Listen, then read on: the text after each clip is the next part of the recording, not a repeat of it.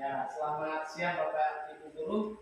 Siang. Nah, pertama-tama saya ucapkan terima kasih kepada Bapak Kepala Sekolah yang telah memberikan kesempatan bagi saya untuk mempresentasikan tentang budaya positif yang ada di dalam modul 1.4 calon guru penggerak. Jadi hari ini saya akan mempresentasikan tentang budaya positif yang perlu kita laksanakan atau yang perlu kita praktekkan di sekolah ya selama belajar di modul 1.4 ini.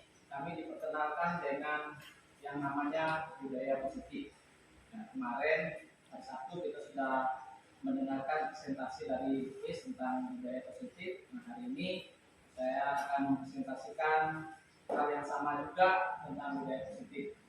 Nah, terima kasih juga kepada ibu-ibu hebat yang bersedia meluangkan waktu untuk mendengarkan presentasi tentang budaya positif. Oke, kita mulai ya. Yang pertama itu apa itu budaya positif? Nah, saya dari sini supaya saya bisa lihat. Apa itu budaya positif? Budaya positif merupakan perwujudan dari nilai-nilai atau keyakinan universal yang diterapkan di sekolah. Itu yang disebut dengan budaya positif. Jadi nilai-nilai yang kita anggap itu sesuatu hal yang baik, yang kita yakini, yang ada di sekolah itu itulah yang disebut dengan budaya positif. Nah, Bapak Ibu Guru di dalam bagian ini sebagai seorang guru kita harus mengubah beberapa paradigma kita tentang budaya positif.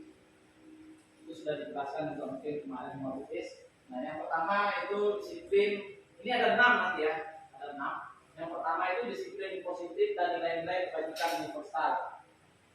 Ini ada satu ilustrasi atau satu contoh yang diberikan di dalam slide ini tentang sebuah permainan ya, permainan. Anda dan teman Anda akan melakukan kegiatan cobalan buka. Anda adalah A, tugas Anda adalah menempatkan salah satu tangan Anda. Coba Anda bayangkan bahwa Anda menyimpan sesuatu yang sangat berharga di dalam kepalan tangan Anda. Anda perlu menjaga benda tersebut sekuat tenaga Anda karena begitu pentingnya untuk kehidupan Anda. Tugas B atau rekan Anda adalah mencoba dengan segala cara untuk membuka kepalan tangan Anda. Teman A dan B boleh membujuk, mengkritik, mengintimidasi, memarahi, menggoda, mengkritik, bahkan menawari Anda uang agar Anda bersedia membuka kepalan tangan itu. Saya minta Via sama Is lah. Maju. Maju ya. Yang ada Ya. aku sudah mulai. Ya, anggap saja Bu Is A, Bu Ya B.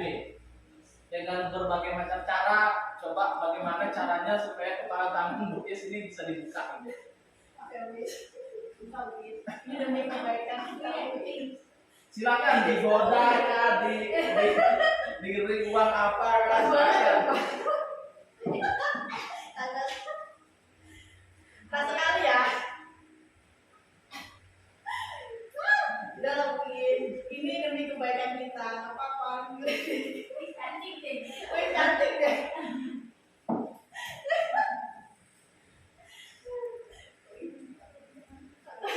Budaya disiplin kan? Susah Pak.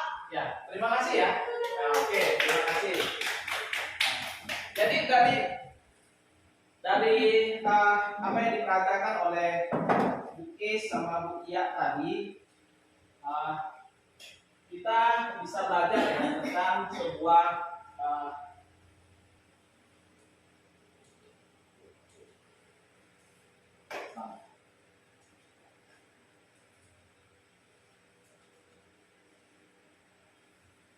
bahwa teori kontrol itu mengajarkan kita tentang sesuatu hal bahwa itu ada di diri kita, Contoh tadi Bukis, ya kalau dia tidak mau membukanya, dia akan mempertahankannya sekuat mungkin. Seperti itu. Jadi itu biar bagaimana dipaksa oleh Bu Iya dengan segala cara, itu tidak akan dia buka karena dia akan mempertahankan. Ini mengubah paradigma kita, pemikiran kita bahwa kontrol itu ada pada diri kita. Jadi kita mau membukanya itu atau tidak itu ada dalam diri kita, datang dari dalam diri kita, bukan pengaruh dari luar. Itu yang dimaksud dengan permainan tadi. Teori kontrol menurut Dr. William Glasser. Nah, ini ada beberapa hal yang dia ilusikan. Yang pertama itu ilusi guru mengontrol murid. Pada dasarnya kita tidak dapat memaksa murid untuk berbuat sesuatu jika murid tersebut memilih untuk tidak melakukannya. Walaupun tampaknya guru sedang mengontrol perilaku murid, hal demikian terjadi karena murid sedang mengizinkan dirinya dikontrol. Saat itu bentuk kontrol guru menjadi kebutuhan dasar yang dipilih murid tersebut. Teori kontrol menyatakan bahwa semua perilaku memiliki tujuan, bahkan terhadap perilaku yang tidak disukai. Ini yang pertama itu yang menurut Glasser tentang teori kontrol. Ilusinya pertama itu ketika guru mengontrol murid, pada dasarnya kita tidak dapat memaksa murid untuk berbuat sesuatu. Perilaku memiliki tujuan, bahkan terhadap perilaku yang tidak disukai. Jadi apa yang kita lihat dari anak kita apa itu ya memang kita tidak bisa memaksa. Ini menurut William Glasser. Kemudian ilusinya yang kedua itu ini, bahwa semua penguatan positif, efektif dan bermanfaat, penguatan positif atau rujukan adalah bentuk-bentuk kontrol. Segala usaha untuk mempengaruhi murid agar mengulangi suatu perilaku tertentu adalah suatu usaha untuk mengontrol murid tersebut dalam jangka waktu tertentu. Kemungkinan murid tersebut akan menyadarinya dan mencoba untuk menolak rujukan kita, atau bisa jadi murid tersebut menjadi tergantung pada pendapat sang guru untuk berusaha. Yang lanjut ilusinya bahwa kritik dan membuat orang merasa bersalah dapat menguatkan karakter. Menggunakan kritik dan rasa bersalah untuk mengontrol murid menuju pada identitas gagal. Mereka belajar untuk merasa buruk tentang diri mereka. Mereka mengembangkan dialog diri yang negatif. Kadang-kala sulit bagi guru untuk mengidentifikasi bahwa mereka sedang melakukan perilaku ini, karena seringkali guru cukup menggunakan suara halus untuk menyampaikan pesan negatif. Kemudian ilusi yang ketiga, bahwa orang dewasa memiliki hak untuk memaksa. Ini terkadang kita berpikir demikian ya, untuk mengontrol. Banyak orang dewasa yang percaya bahwa mereka memiliki tanggung jawab untuk membuat murid-murid berbuat hal tertentu. Apapun yang dilakukan dapat diterima selama ada sebuah kemajuan berdasarkan sebuah pengukuran kinerja. Pada saat itu pula orang dewasa akan menyadari bahwa perilaku memaksa tidak akan efektif untuk jangka waktu panjang dan sebuah hubungan permusuhan akan terbentuk. Ini menurut Glasser. Kita berpindah ke nilai-nilai kebajikan dari 6 institusi atau organisasi. Nah, ini kita sudah sering dengar ini 6 nilai-nilai. Yang pertama itu beriman bertakwa kepada Tuhan Yang Maha Esa. Ini profil pelajar Pancasila, mandiri, bernalar kritis, berkebinekaan global, bergotong royong, kreatif. Kemudian hal yang ketiga yang kita akan diskusikan atau yang akan saya sampaikan yaitu tentang teori motivasi, hukuman dan penghargaan dan restitusi. Ini kadang-kadang susah bisa saya sebut restitusi. Ya. Ada 3 motivasi perilaku manusia. Jadi ternyata di dalam kehidupan manusia itu ada 3 hal yang mendasari motivasi kita melakukan sesuatu. Yang pertama, untuk menghindari ketidaknyamanan atau hukuman. Ya, kita sering melakukan sesuatu itu karena menghindari ketidaknyamanan dan hukuman. Ini adalah tingkat terendah dari motivasi manusia. Biasanya orang yang motivasi perilakunya untuk menghindari hukuman atau ketidaknyamanan akan bertanya, apa yang akan terjadi apabila saya tidak melakukannya. Ini sering menjadi motivasi kita ya. Jadi kalau saya enggak buat ini, apa yang akan terjadi ya? Ini disebut dengan motivasi menghindari hukuman atau tidak nyaman. Jadi kalau saya tidak buat ini, nanti saya dikubur. Ini disebut dengan motivasi yang paling rendah di dalam motivasi manusia. Kemudian yang kedua, untuk mendapatkan imbalan atau penghargaan dari orang lain. Satu tingkat di atas motivasi pertama, di sini orang berperilaku untuk mendapatkan imbalan atau penghargaan dari orang lain. Orang dengan motivasi ini akan bertanya, apa yang akan saya dapatkan apabila saya melakukannya? Jadi dia atau orang tersebut akan melakukan sesuatu ini di motivasi kedua ini ketika dia berpikir, oh kalau saya lakukan ini saya akan dapat ini. Nah, itu disebut dengan motivasi karena imbalan atau penghargaan. Dia mau melakukannya karena dia akan mendapatkan penghargaan atau mendapatkan imbalan. Motivasi yang ketiga yaitu untuk menjadi orang yang mereka inginkan dan menghargai diri sendiri dengan nilai-nilai yang mereka percaya. Orang dengan motivasi ini akan bertanya, akan menjadi orang yang seperti apabila saya melakukan. Saya ulangi, orang dengan motivasi ini akan bertanya, akan menjadi orang yang seperti apabila saya melakukannya. Ada kata yang kurang di sini ya. Mereka melakukan sesuatu karena nilai-nilai yang mereka yakini dan hargai, dan mereka melakukannya karena mereka ingin menjadi orang yang melakukan nilai-nilai yang mereka yakini tersebut. Ini adalah motivasi yang akan membuat seseorang memiliki disiplin positif karena motivasi berperilakunya bersifat internal atau bukan eksternal. Jadi yang motivasi ketiga sebenarnya harus ada di dalam diri kita. Motivasi yang lahir dari dalam diri kita, bukan karena ketidaknyamanan atau karena hukuman, bukan karena adanya imbalan atau penghargaan, tetapi lebih kepada menghargai diri kita sendiri. Itu maksud dari motivasi yang ketiga. Menghargai diri kita sendiri, meyakini bahwa ketika saya melakukan ini adalah sesuatu hal yang baik untuk saya. Itu yang dimaksud dengan motivasi yang lahir dari diri sendiri, bukan karena adanya hukuman, bukan karena adanya imbalan. Ini motivasi baik, tapi ini sifatnya sementara. Tetapi sifat motivasi yang lahir dari dalam diri kita sendiri itu lebih lama atau lebih sesuatu hal yang dapat panjang di dalam hidup kita, seperti itu ya. Mungkin itu penjelasannya. Nah, itu tentang motivasi. Nah, untuk Bapak Ibu guru dan Bapak Kepala Sekolah ketahui, untuk aksi nyata saya di modul 1.4 ini, saya lebih akan menekankan ke dua hal. Yang pertama yaitu tentang keyakinan kelas, yang kedua itu tentang segitiga restitusi. Jadi ini yang akan lebih fokus akan saya kembangkan di dalam aksi nyata saya, yaitu tentang keyakinan kelas. Tentang keyakinan kelas ini saya sudah lakukan di kelas untuk anak-anak kelas 4 ya. Untuk kelas 4 agama saya sudah buat keyakinan kelas.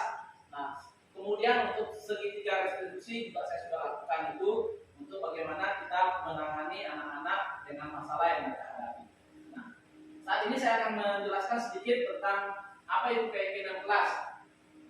Keyakinan kelas berupa pernyataan-pernyataan universal. Pernyataan keyakinan kelas senantiasa dibuat dalam bentuk positif. Kalimat positif maksudnya. Keyakinan kelas hendaknya tidak terlalu banyak sehingga mudah diingat dan dipahami oleh semua warga sekolah.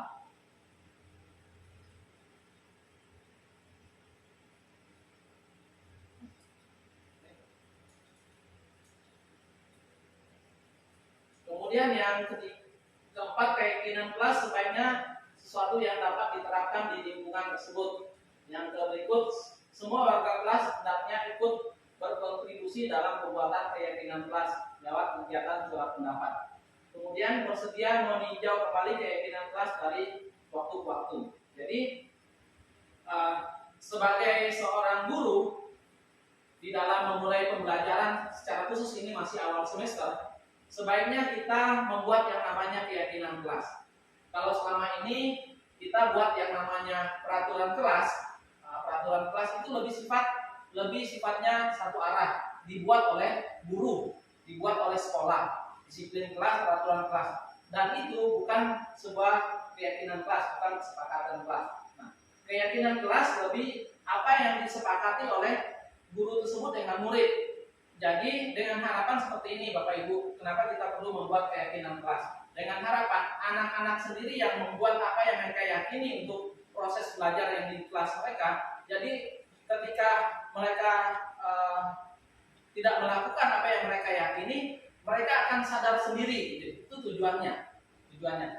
Beda dengan kalau disiplin kelas atau peraturan kelas, guru yang buat, dan itu hanya sepihak, kita mendisiplin anak, dan anak akan merasa berat karena itu bukan kesepakatan.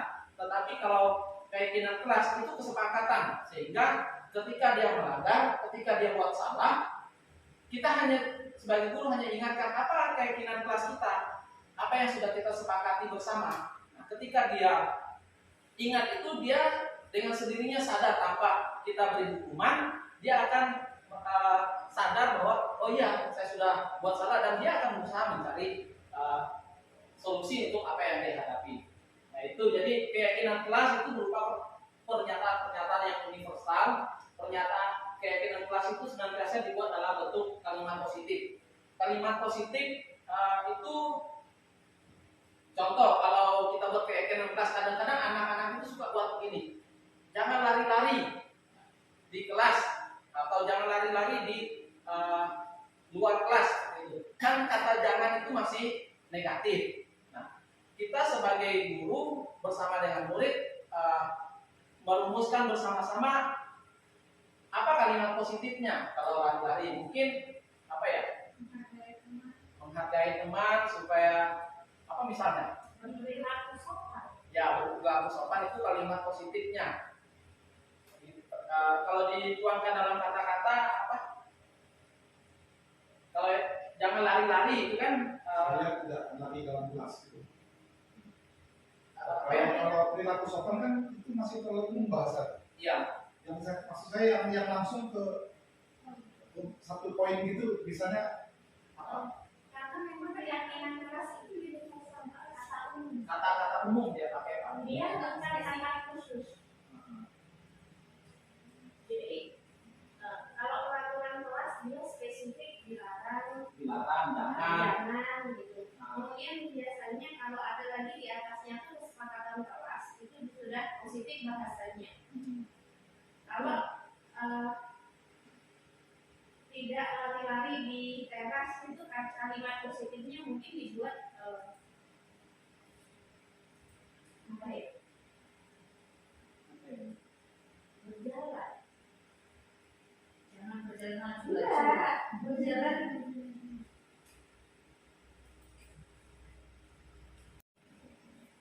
Positif itu bukan larangan. Ya, itu kemarin sempat dibahas sama Mbak Titin kan, nggak boleh bilang jangan, dilarang itu nggak sempat waktu di komunitas. Sebaiknya. Kalimat positif itu kayaknya saya dan menolak teman mereka. Ini saling menyayangi. Ini memang perlu kita diskusikan bersama untuk merumuskan yang disebut dengan kalimat positif dari kan anak-anak ketika kita menyusun keyakinan kelas dia lebih kata-katanya jangan, tidak boleh seperti itu. Nah itu berusaha kita ubah sebagai seorang guru bersama dengan murid supaya kata-kata jangan yang negatif itu menjadi kalimat positif. Ya, makanya ada tingkatannya dia dari kata terse, peraturan, kemudian kesepakatan. Ya. Nah, di kesepakatan ini sudah muncul kalimat positifnya, sudah tidak ada kata larangan di keyakinan kesepakatan kelas. Kesepakatan kelas itu, nah baru nanti diumumkan lagi, diuniversalkan lagi di keyakinan kelas.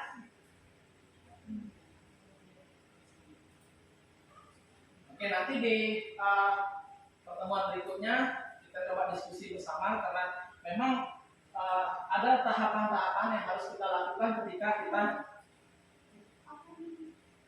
kita membuat kalimat-kalimat positif itu. Jadi ada langkah-langkahnya, nanti saya sama Pipis mungkin di dalam kegiatan komunitas kita berikutnya kita bisa berdiskusi tentang ini supaya keyakinan kelas ini bisa kita terapkan di sekolah kita secara menyeluruh di sekolah kelas. Ya, kita masih sama-sama belajar. Apa yang saya sampaikan dan mungkin apa yang disampaikan kemarin, kita hanya menyampaikan dasar-dasar saja untuk menggali lebih dalam. Nanti kita akan tingkatkan di dalam komunitas belajar kita.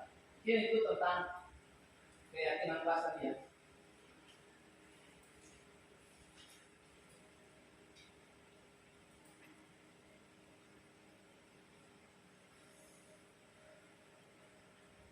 Selanjutnya Bapak Ibu, setelah kita coba merumuskan tentang keyakinan kelas, kita melihat kebutuhan dasar manusia. Nah, ternyata selama ini kita mengajar itu ya mengajar saja. Sebagai seorang guru, kita perlu memperhatikan yang disebut dengan kebutuhan dasar manusia. Ini juga sudah disampaikan mungkin kemarin. Kebutuhan dasar manusia. Ada beberapa kebutuhan dasar manusia. Yang pertama itu kebutuhan bertahan hidup. Kebutuhan bertahan hidup adalah kebutuhan yang bersifat fisiologis untuk bertahan hidup, misalnya kesehatan, rumah, dan makan. Nah, ini bisa saja terjadi dengan anak didik kita, ya. Bisa saja ini terjadi dengan anak didik kita dan kita harus bisa memperhatikan itu. Mungkin saja anak didik kita hari itu dia tidak bisa mengikuti pelajaran dengan baik.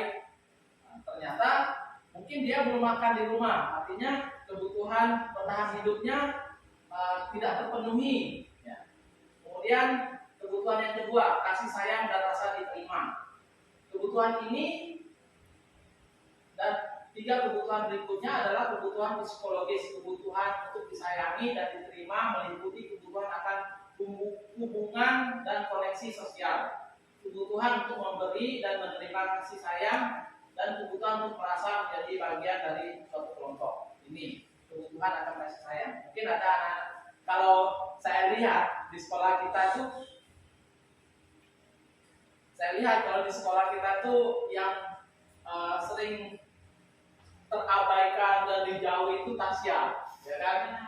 Dia kurang mendapatkan ini kasih sayang, baik dari mungkin sudah dia tidak dapat kasih sayang dari orang tuanya di rumah, tambah lagi di sekolah dia dijauhi oleh teman-temannya. Jadi tambah dia tidak mendapatkan kasih sayang ini. Ya, ini harus jadi perhatian kita bagaimana kebutuhan akan kasih sayang ini boleh dimiliki oleh semua anak kita. Yang berikut, kebutuhan akan penguasaan, kebutuhan pengakuan atas kemampuan. Kebutuhan ini berhubungan dengan kekuatan untuk mencapai sesuatu, menjadi kompeten, menjadi terampil, diakui atau prestasi dan keterampilan kita, dan keterampilan, didengarkan dan memiliki rasa harga diri. Ini tentang kemampuan. Kadang kan ada anak-anak yang ingin menyampaikan pendapatnya, nanti dulu, itu kan sebenarnya dia ingin menyampaikan apa yang menjadi kemampuannya dia, apa yang dia kuasai. Tapi ini terkadang kita tidak memperhatikan hal ini. Kemudian kebutuhan kebebasan, kebutuhan manusia yang berikutnya itu keempat itu kebebasan. Kebutuhan akan pilihan, kebutuhan untuk bebas, kebutuhan akan kemandirian, otonomi, memiliki pilihan dan kemampuan mengendalikan arah hidup seseorang. Anak-anak dengan kebutuhan kebebasan yang tinggi menginginkan pilihan.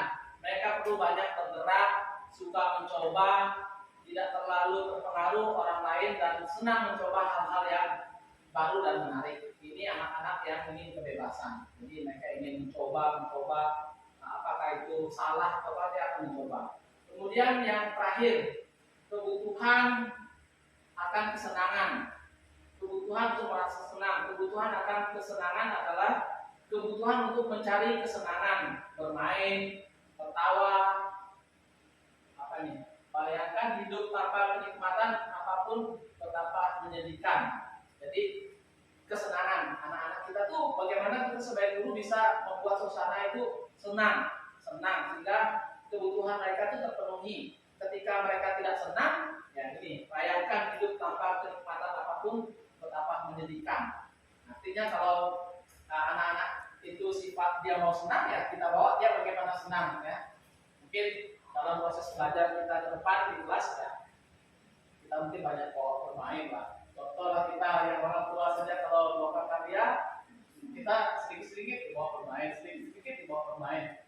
Kita orang tua saja senang rasanya kalau dibawa bermain dalam proses belajar, apalagi anak-anak yang memang hidup mereka lebih banyak dengan senang bermain ya. Mungkin seperti itu. Ini tentang kebutuhan dasar manusia.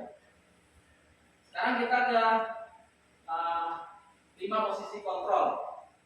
5 posisi kontrol. Jadi setiap kita harus mengambil peran sebagai pengontrol. Namun kita perlu memahami apa-apa saja posisi kontrol itu. Yang pertama itu penghukum. Saya hanya ambil langsung contoh aja nih di sini. Penghukum nanti dibantu penjelasannya sama case. Itu penghukum. Penghukum cenderung nada suaranya tinggi, bahasa tubuh, mata, melotot, dan jari menunjuk-nunjuk, menghardik. Terlambat lagi, pasti terlambat lagi, selalu datang terlambat. Kapan bisa datang tepat waktu? Ini lebih kepada kata-kata orang yang posisi kontrolnya berperan sebagai penghukum. Bagaimana perasaan murid bila guru berbicara seperti itu pada saat murid datang terlambat? Hasilnya, kemungkinan murid marah dan mendendam atau bersifat agresif. Bisa jadi sesudah kembali duduk, murid tersebut akan mencoret-coret bukunya atau meja tulisnya. Lebih buruk lagi, sepulang sekolah murid melihat motor atau mobil bapak ibu guru dan akan menggores kendaraan tersebut dengan paku atau dan sebagainya. Ini yang kemungkinan akan terjadi kalau kita sebagai guru berperan sebagai penghukum dengan kata-kata yang kasar, gerak-gerik tubuh dan sebagainya. Itu akan membuat murid merasa tersakiti ya, merasa terluka. Ini saya langsung memberi contoh tentang kata-kata yang keluar ketika kita berperan sebagai penghukum.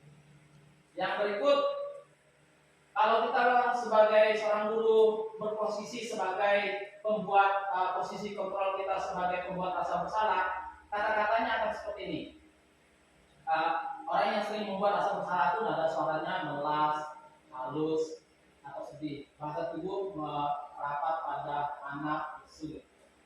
Adik, kamu ini bagaimana ya? Kamu sudah berjanji dengan ibu tidak akan terlambat lagi. Kamu kenapa ya? Senang sekali mengecewakan ibu. Ibu benar-benar kecewa sekali. Bagaimana perasaan murid bila ditegur dengan teguran seperti cara ini? Hasilnya kalau kita sebagai pembuat rasa bersalah, murid akan merasa bersalah.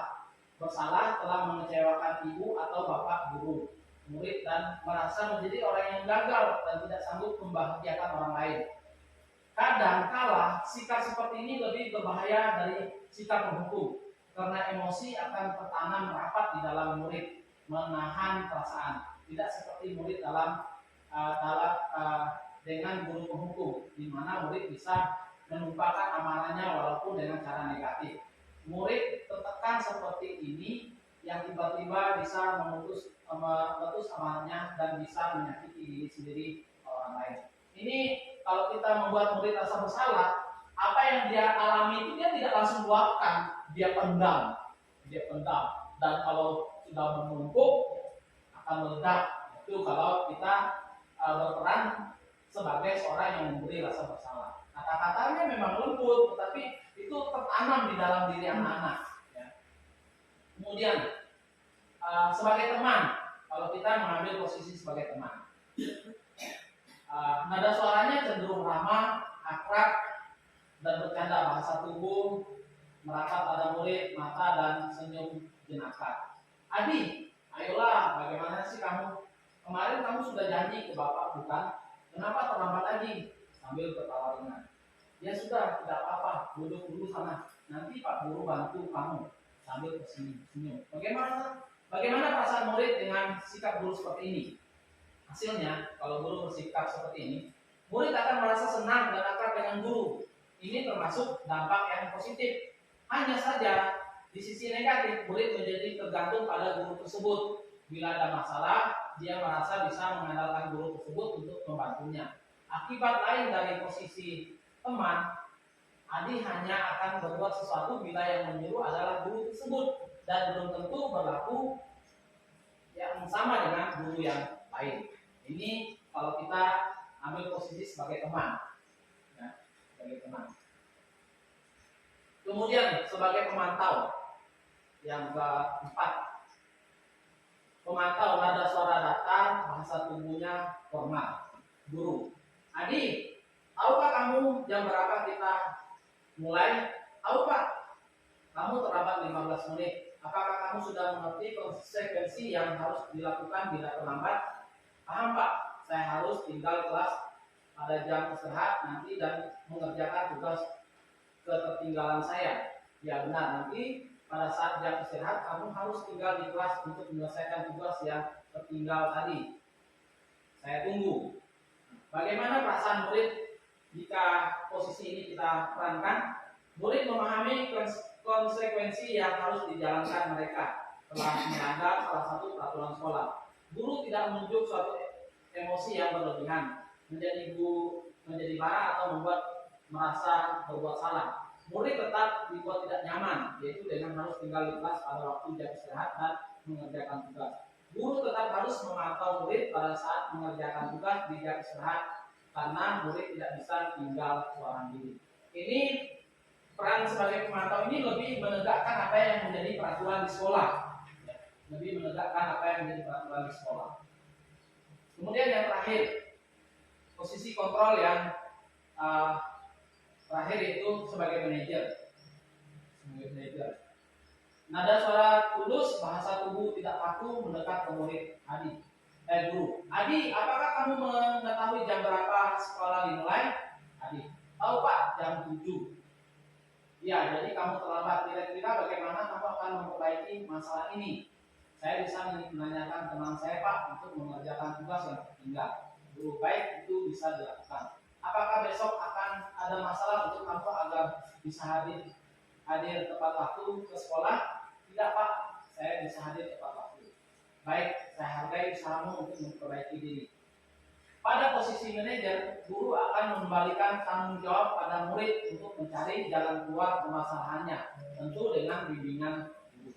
Nah, inilah salah satu posisi yang diharapkan kita sebagai guru terapkan di sekolah, yaitu sebagai manajer, di mana pendekatan-pendekatan yang kita lakukan kepada kepada murid lebih kepada sebagai manajer dan mengarahkan sehingga mereka dapat mencari jalan keluar untuk permasalahan yang mereka hadapi sendiri.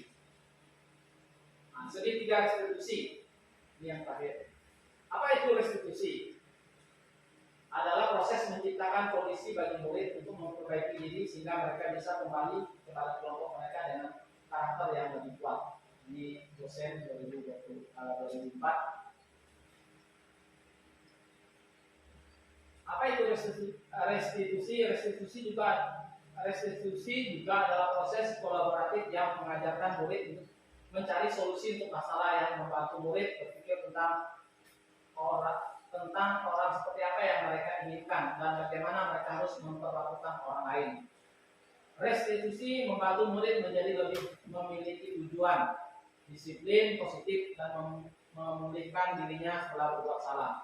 Penekanannya bukan pada bagaimana perilaku untuk menyenangkan orang lain atau menghindari ketidaknyamanan, namun tujuannya adalah menjadi orang yang menghargai nilai-nilai kebajikan yang diyakini, yang disepakati bersama dengan keyakinan kelas. Ciri-cirinya, ciri restitusi. Yang pertama, bukan untuk menebus kesalahan, namun untuk belajar dari kesalahan. Restitusi memperbaiki hubungan. Restitusi adalah tawaran bukan paksaan.